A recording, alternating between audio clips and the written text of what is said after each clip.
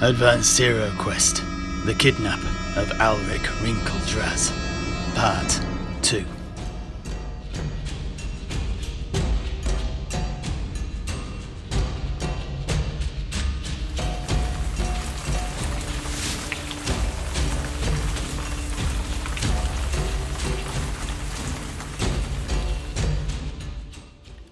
The fate of the city of Tobaro hangs on a knife's edge.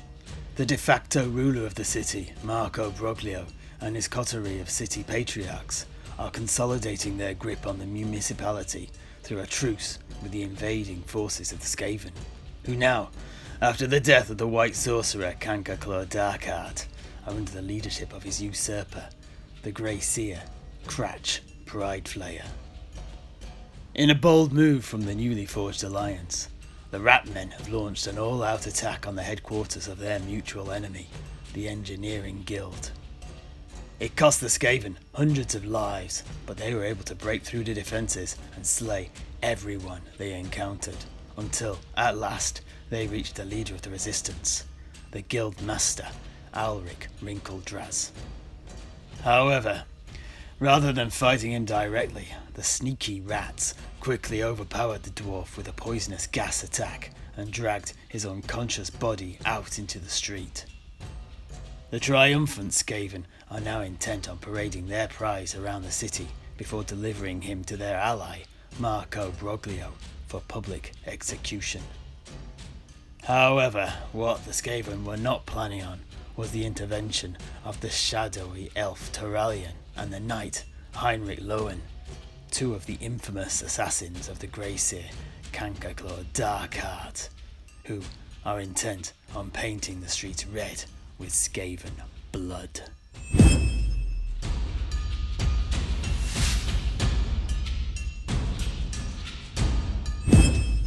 The enigmatic Torallion Leafstar and the knight Heinrich Lowen were joined by the latter's ally, the swordsman Wendell, the bearer of many dark secrets, in their attempt to free the kidnapped guildmaster.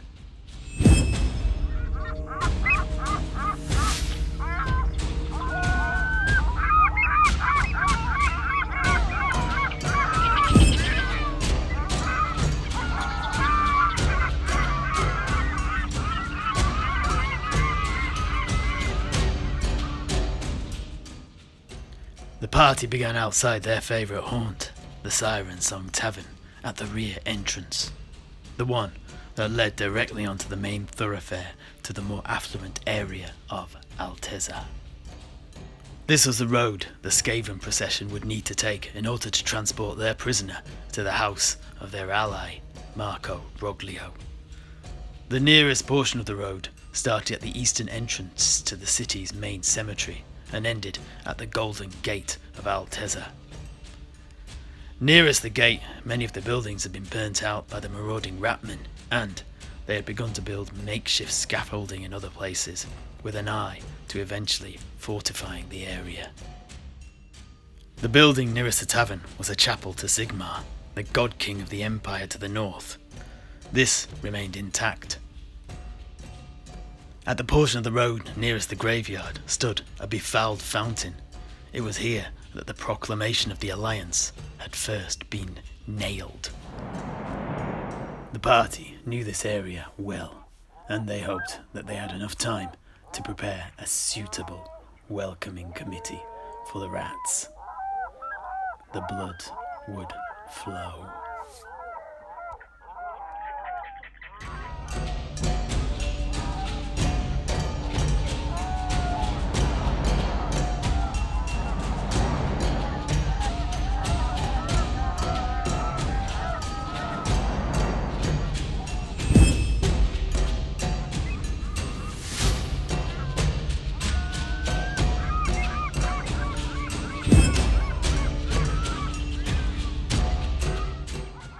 As the party left the tavern, the only sound to pierce the quiet was the sound of seagulls overhead.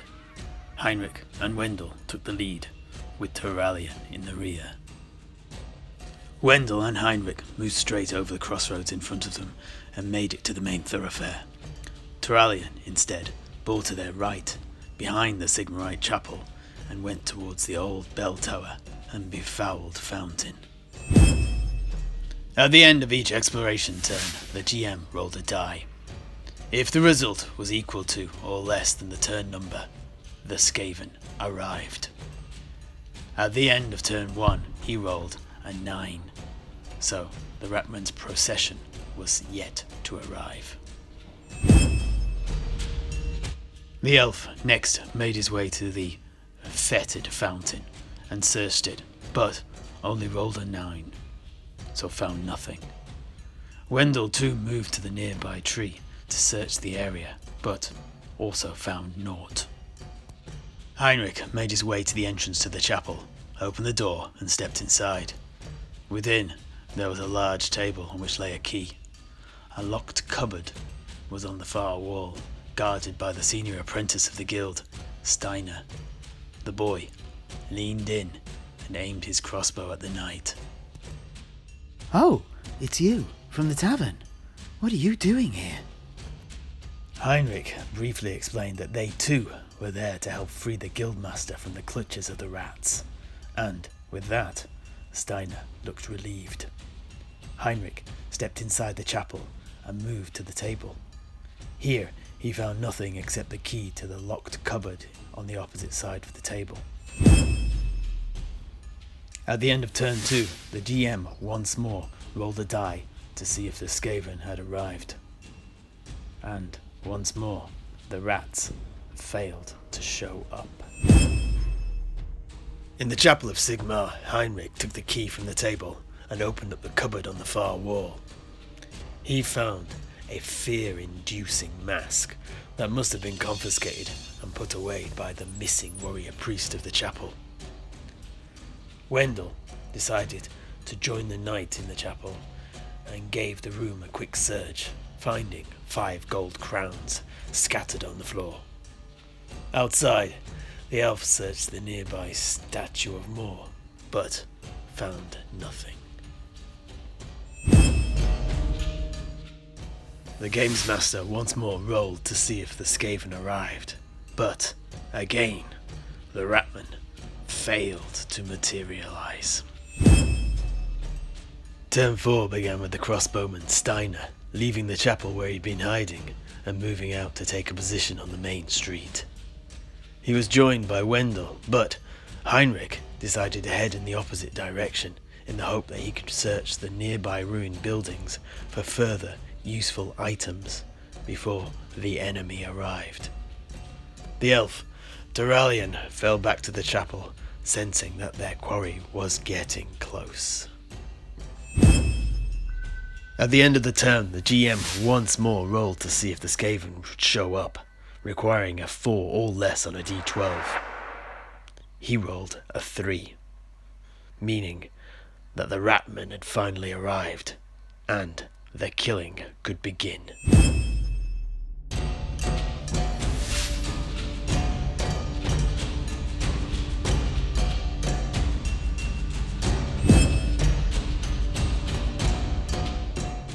The Skaven went first in this special extended combat phase that would encompass the rest of the game.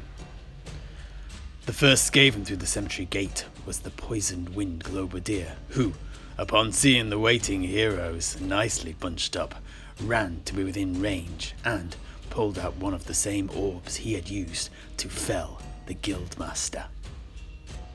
Unfortunately for him, he fumbled the glass globe and dropped it at his feet, where it shattered and engulfed the Ratman in poisonous gas. In order to survive, he had only to pass an intelligence test by rolling equal to or under his intelligence of 6. Of course, he rolled a 9 and choked to death on his own blood, as the fumes of his own weapon dissolved his lungs in but moments. The gas then expanded to cover the 8 adjacent squares to the place where it was dropped. Normally the fumes disperse as soon as the current combat phase finishes, but for this special scenario we used a different dice mechanic.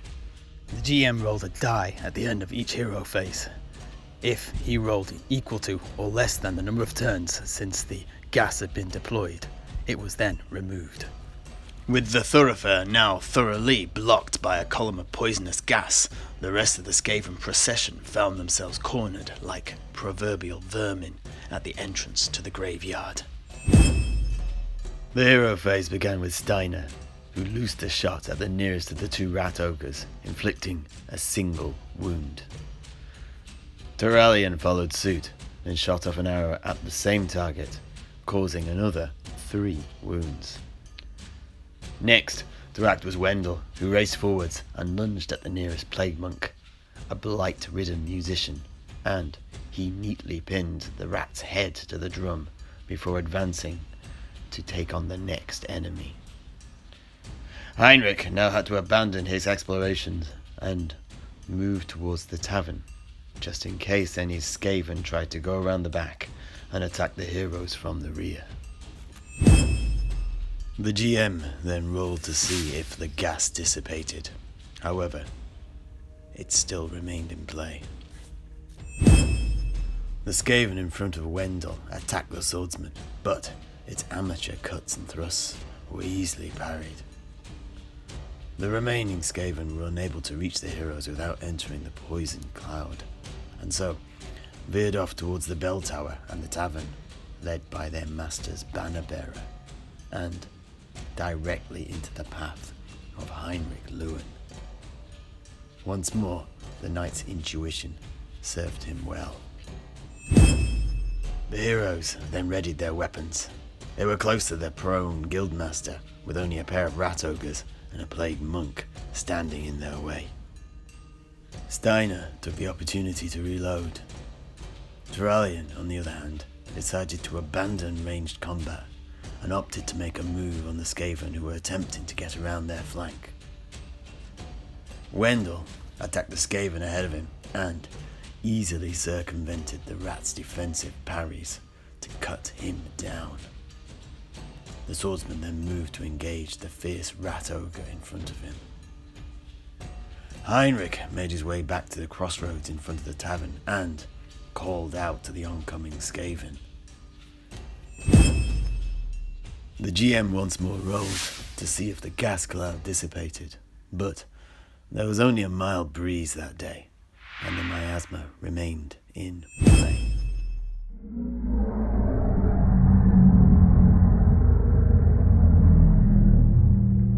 The lead rat ogre, facing Wendell, wildly slashed at the swordsman with his large spike and powerful fist, but its agile opponent easily evaded the attacks. The rest of the Skaven continued to pour into the alleyway nearest the tavern. The first Skaven to reach Heinrich was the herald of the warp weaver, Pusval Bane, whose idea this whole kidnap palaver had been. He, however, was better at carrying things than hitting things, and, quivering in fear at the terrifying mask of E, failed to even strike the knight. The second Ratman, however, was much more proficient with his blades and, overcoming his fear, inflicted a single wound on the knight. The Skaven behind could not reach the knight, so, instead, diverted to engage Torallion in the side alley by the chapel. However, they could not get past the blade work of the elf. The remaining rats then moved up towards both Heinrich and Torallion, but they were too far away to attack. At least, not yet. Back by the gas cloud, the warp weaver, Pusfoil Bane, could not help but take note of the ineffectiveness of his rat ogres in dealing with Wendell. Thus, he pulled himself out a sachet of fire dust and hurled it at the swordsman.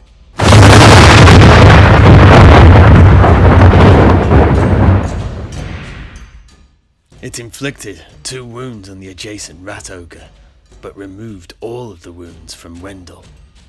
However, luckily, the swordsman did have a single fate point left and used this to negate all of the damage. Behind, the Beastmaster moved up in hopes of motivating his rat ogres to better their performances in the eyes of his master. Wendell attacked the wounded rat ogre in front of him and finished the beast off, bringing him closer to the unconscious dwarf. Behind, Steiner let loose with a bolt through the poisonous fog, and it struck the skulking warp weaver, causing a single wound. Adjacent to the chapel, Torallion slashed at the plague monk that had attacked him and cut him in two before moving towards the next ratman. Heinrich shield barged the banner bearer and then impaled him on his blade. At the end of the hero phase, the GM once more rolled for the poisonous miasma, and a stiff breeze blew along the main thoroughfare, causing it to finally disappear into the atmosphere. The rats once more moved against the heroes, with the Skaven nearest Torallion inflicting a single wound on the elf. A second ratman also rounded the corner and joined the fray, but he failed to copy his comrade's success. The Skaven engaging Heinrich managed to bypass his formidable defenses and land a blow, inflicting another wound. From behind came a second ratman who, passing his fear test, also got a fetid blade into the knight, leaving the knight with only a single wound remaining. The other rats, smelling blood, swarmed towards the embattled heroes. Back on the main thoroughfare, the Beastmaster hurled himself at Vendel, and his barbed whip entangled the swordsman, enabling it to cause 2 wounds on him. The remaining rat ogre also came in for the kill, but he failed to land a blow. Steiner continued to remain safe as his allies absorbed the brunt of the Skaven's wrath, and he used the opportunity to reload his crossbow. Torallion thrust his blade into the nearest plague monk and almost clinically put it down before moving to assume its position. Vendel too dispatched the Beastmaster in a similar dispassionate piece of swordsmanship before moving up to administer the healing potion that Heinrich had purchased for him before the expedition to the stricken dwarf.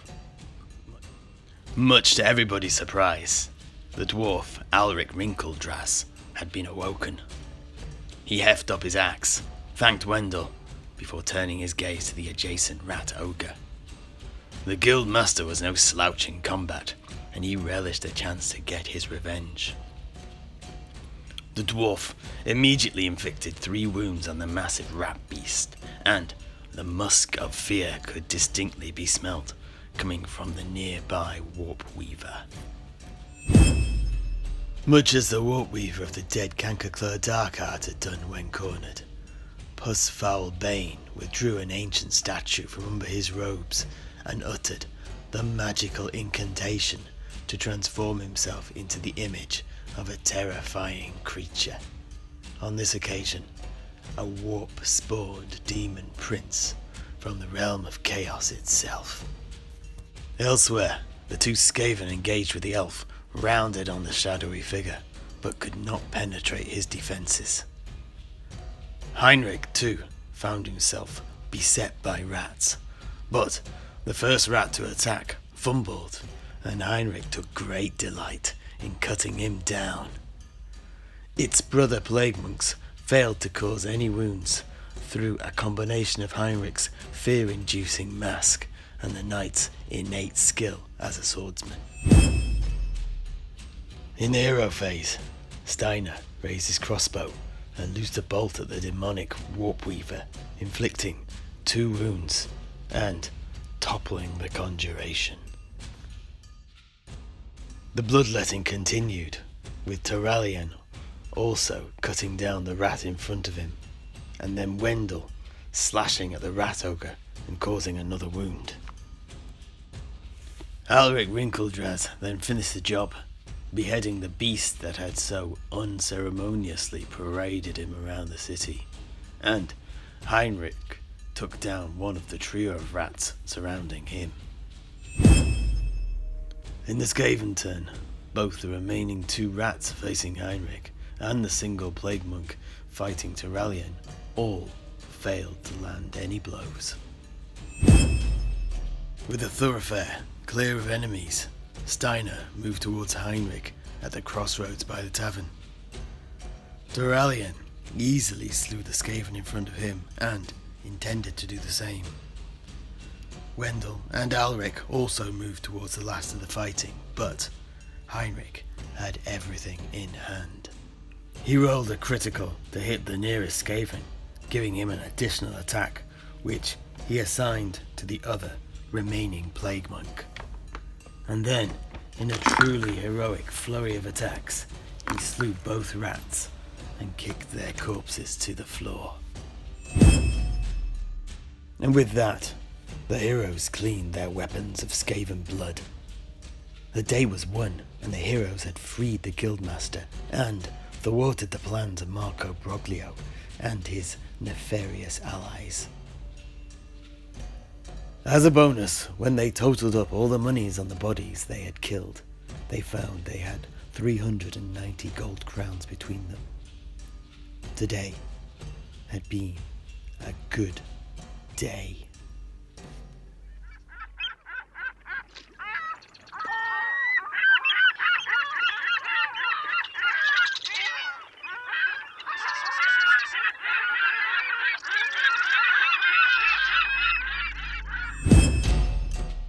Back at the tavern, Alrik somberly bestowed his thanks upon the heroes, although the victory here was very much overshadowed by the loss back at the guild's lodge.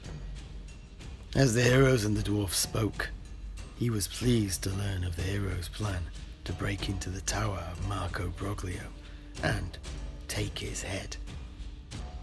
He told them that he knew about the whereabouts of something they would need in this particular task. However, there would be a great deal of risk involved in getting it. Torallion turned to Heinrich and told him firmly to rally the others and make their preparations to move on Marco Broglio. He would attend to the guildmaster's offer alone. Heinrich paused for a moment, suspicious, before nodding his agreement.